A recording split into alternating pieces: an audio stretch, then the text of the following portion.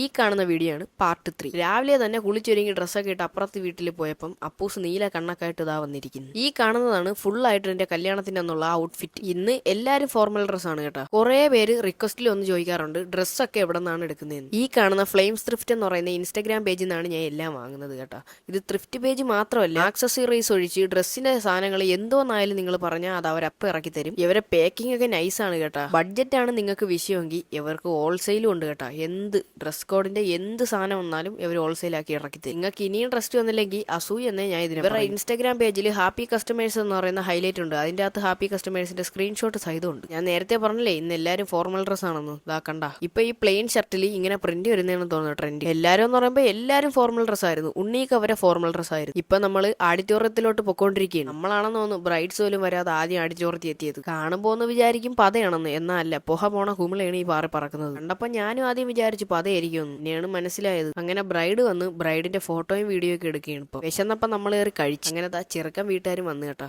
ഇപ്പൊ ദാ ഈ കാണുന്ന വരവാണ് ട്രെൻഡിങ്. അങ്ങനെ ദാ ഈ മനോഹരമായ കാഴ്ചയൊക്കെ കണ്ട് ഞാൻ ഇപ്പൊ അവിടെ വീഡിയോ എടുത്തോണ്ടിരിക്കുകയാണ്. നമ്മളെ ഫാമിലി ഫുള്ള് വൈബാണ് കേട്ടോ. അതാ ഈ കാണുന്ന വീഡിയോ കണ്ട. അങ്ങനെ കഴിച്ച ക്ഷീണത്തിൽ സീറ്റിൽ പോയിരുന്നപ്പോ നമ്മളെ കുട്ടൂക്ക അവിടെ വന്നായിരുന്നു. ഇപ്പൊ ഞാൻ കുട്ടൂക്കായി പോണത് ഒരാളെ കാണാനാണ്. അങ്ങനെ ആദ്യം കണ്ടത് നമ്മളെ അളിയനായിരുന്നു. രണ്ടാമത് കണ്ടത് നമ്മളെ മൂത്ത അളിയനായിരുന്നു. പുറത്ത് കട്ടിക്ക് ചൂടാണ് കേട്ടോ. ഇപ്പൊ AC റൂമിൽ ഒന്ന് വിശ്രമിക്കുകയാണ്. ഇത് പതിവാണ് കേട്ടോ, പെണ്ണ് കരയും. പക്ഷെ ഇത് ഞാൻ പ്രതീക്ഷിച്ചില്ല. നമ്മളെ ഷെഹിനിക്ക കരഞ്ഞു കേട്ടോ.